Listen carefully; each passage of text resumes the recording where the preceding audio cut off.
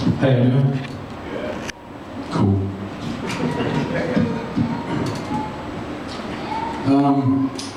That's not really poetry, it's more like spoken word, so I hope you all enjoy it.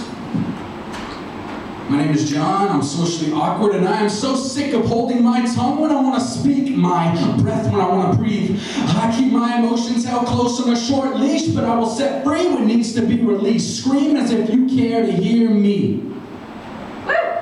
Do you hear me?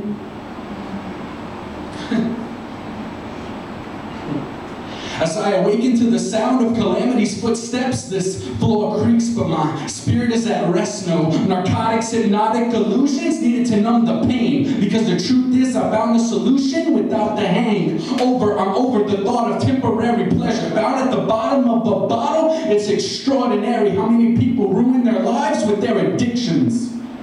But tell me I don't know what I'm missing? Yeah, I know what I'm missing. The straight jacket, constricting, convulsing, losing my mind every time. Soul itching for more than I've been given. Eyes averted toward the ceiling, crying, begging for forgiveness. You call it living? Well, I'd be wishing things were different. I find it funny and sick, the awkward look that I get when asked if I'd ever taken a hit of any illegal paraphernalia. I quietly reply that I've never gotten high, and I don't need a drug dealer because my God is my painkiller. A faceless reflection depicts the expression of not yet realizing who we are in the sight of our Creator. We grow weary, blind to the truth. We don't realize that we were made for something more than complacency. We get so comfortable in our sins, so disgusting, we begin to stay stagnant in the same pool of shame that you once found us in. We've become a body of broken bones, bound together by stitches of love and grace. Be it grace, my God, when looking upon our face, we trace these lines, but we never get it right, blindly holding the hands of those who swore it would be all right. And we fought the lie, been declined, left starving for a truth we can no longer deny. But my God says, arise, strengthen what remains and is about to die. You're not as orphans left and abandoned. You've had the veil removed from your eyes. You are the chosen, not the hopeless. Sleeping generation, come alive. Yeah, well, it's hard to come alive when they're watching me drown. With a smile, and they're circling me while I'm down. Liars and hypocrites unite, pointing fingers at the crowds who oppose their point of view. But in the midst of their confusion, this Christ they preach, we know, but we must ask, who are you? Who are you?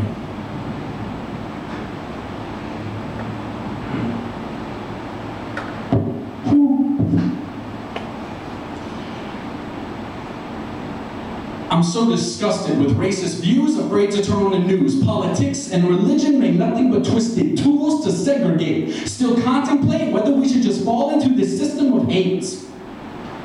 But our God stands saddened by our actions, though He's not surprised. His love saying live, from our mouth saying die, we live in fear. So what do you expect? We try to destroy all we can't figure out. It's so sick. How do we expect to make a difference if we're so afraid of change? How can we stand for something if we fall for everything? Tell me, how would you feel if the tables would turn and you stood in the place of the one you judge? Would you still be faithful to the faith that you have? Or would you be too angry to even carry on? It seems we've gotten comfortable with the hell that we give. We can change, but why are we making it harder on others to live?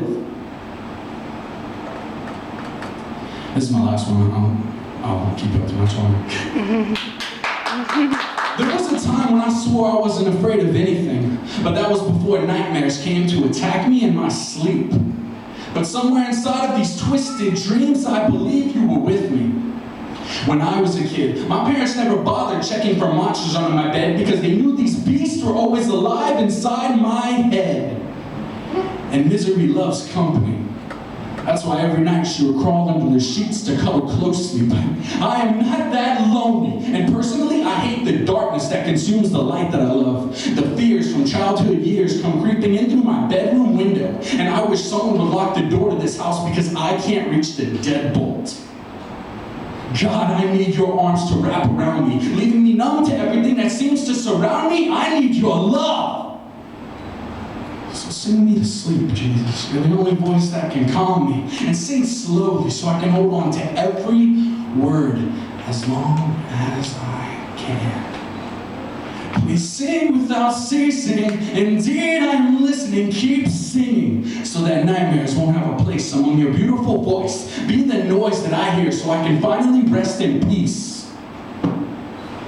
I drove around the same neighborhood where I spent my days daydreaming of a better place. Well, I found a better way to eliminate this anxiety that I feel. But that doesn't mean that I'm completely healed. And these stitches that were sewn upon my heart seem to be coming undone, leaving me with the new wound from an old scar. I can't help but smile when I see pictures of myself when I was a child, sitting at the piano with my grandpa. He's my dad's stepdad, but that man at times has been more of a dad to me than I've ever had. And my siblings looked happy too. Who would have known the hell we were going through? Look at how my grandmother held me in her arms, probably shaking because of the 9 pounds I was. I see the smile on my parents' faces as I flip through these old photographs, reminding me that love might have been lost, but it was once had. It is long forgotten, but I get lost in these pages laughing about how the times have changed us. We could have been so much more impatient, but we waited for better days. And we're still waiting for better days, and it's a shame that the best of days are as fleeting as crashing waves, but still we wait. And we're still afraid, captivated by the frightening thoughts that we create. In spite of ourselves, we'll follow the sound of your heart beat in the dark, and we'll carry these frail bones to where you are. And the nightmares that haunted us for so long aren't a threat, because in your arms is where we belong, and in your arms there is rest. Thank you.